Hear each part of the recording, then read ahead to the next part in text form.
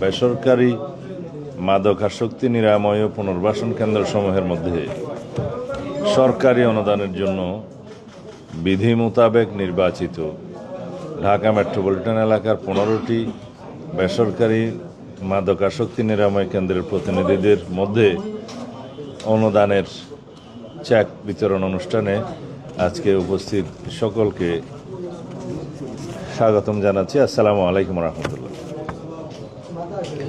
মাদকদ্রব্য নিয়ন্ত্রণ অধিদপ্তরের তত্ত্বাবধানে পরিচালিত জাতীয় পর্যায়ের একটি গবেষণার ফলাফলে উঠে এসছে যে দেশে বর্তমানে প্রায় 82 লাখ মানুষ কোনো না কোনো ধরনের অবৈধ মাদক ব্যবহার করছেন, যা দেশের মোট জনসংখ্যার 4.88%।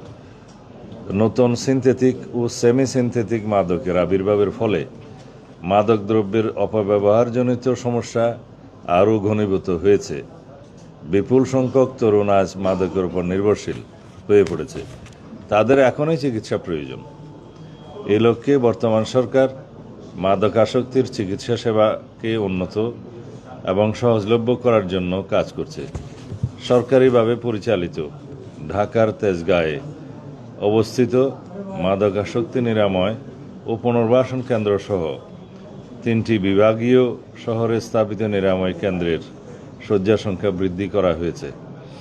ঢাকাস্থ কেন্দ্রীয় মাদকাসক্তি নিরাময় কেন্দ্রকে 250 শয্যা উন্নীতকরণ প্রকল্প বাস্তবায়নের কাজ চলমান রয়েছে।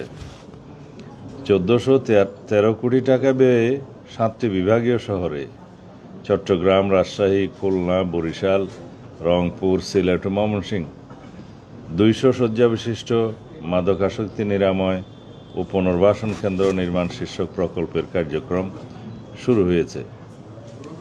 প্রকল্পটি বাস্তবায়িত হলে মাদকাসক্তদের চিকিৎসা শেষে তাদের প্রশিক্ষণের মাধ্যমে সমাজের মূল স্রোতে পুনর্বাসিত করা সম্ভব হবে। কিন্তু দেশে মাদকাসক্তদের সংখ্যার তুলনায় সরকারি চিকিৎসা সুবিধা এখনও যথেষ্ট নয়। তাই সরকারিভাবে মাদকাসক্তদের চিকিৎসা প্রদানের পাশাপাশি বেসরকারি উদ্যোগকে উৎসাহিত করার জন্য সরকার নানামুখী কার্যক্রম গ্রহণ করেছে। বেসরকারি মাদকাসক্তি নিরাময় ও পুনর্বাসন কেন্দ্রসমূহে বৃদ্ধি এবং মানব সম্পদ উন্নয়নে চিকিৎসা সেবা সম্প্রসারণের লক্ষ্যে সরকার আর্থিক অনুদান প্রদান করছে। চলতি 2025-2026 অর্থবছরে দেশব্যাপী লাইসেন্সপ্রাপ্ত 403টি বেসরকারি মাদকাসক্তি নিরাময় ও পুনর্বাসন কেন্দ্রসমূহের মধ্যে 73টি বেসরকারি নিরাময় কেন্দ্রকে 1,10,00,000 টাকা অনুদান প্রদান করা হচ্ছে আজকে। এর ফলে মাদকাসক্তি নিরাময় কেন্দ্রগুলোর চিকিৎসা সেবা আরও উন্নত হবে বলে আমি আশা করছি।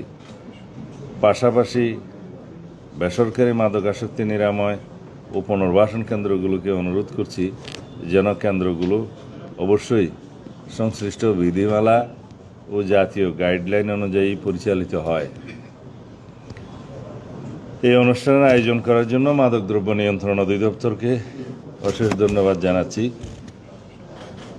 আগামীকালকে 26 জুন মাদকদ্রব্যের অপব্যবহার ও অবৈধ পাচার বিরোধী আন্তর্জাতিক দিবস। এই উপলক্ষে আমরা প্রেস ব্রিফিং করব এবং আমাদের অনুষ্ঠানাদি ওসমানী স্মৃতি মিলনায়তনে অনুষ্ঠিত হবে। সেই সূচি আপনাদেরকে পৌঁছে দেওয়া হবে। আমি তাও সংক্ষিপ্তভাবে বলি, 8টার সময় মাদক বিরোধী র্যালি। এটা কোথেকে হবে?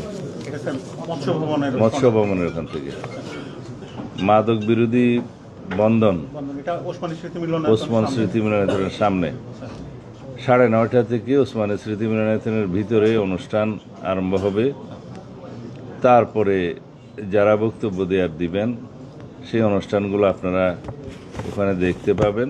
সেখানে ডকুমেন্টারি প্রদর্শন করা হবে, থিং সং হবে, তারপরে মাদক আসক্তি থেকে মুক্ত ব্যক্তির বক্তব্য হবে, তারপরে সোভেনিয়ার অ্যানুয়াল ড্রাগ রিপোর্ট ইত্যাদি মোড়ক উন্মোচন হবে এবং বিভিন্ন প্রতিযোগিতায় বিজয়ীদের মধ্যে সনদপত্র প্রদান এবং আলোকচিত্র গ্রহণ হবে। যেহেতু কালকে শুক্রবার জুম্মাবার, সেজন্য অনুষ্ঠান 11:50 মধ্যে সমাপ্ত করার আমরা সময় নির্ধারণ করেছি। আগামীকালকে আপনাদের সাথে আশা করি ইনশাআল্লাহ দেখা হবে।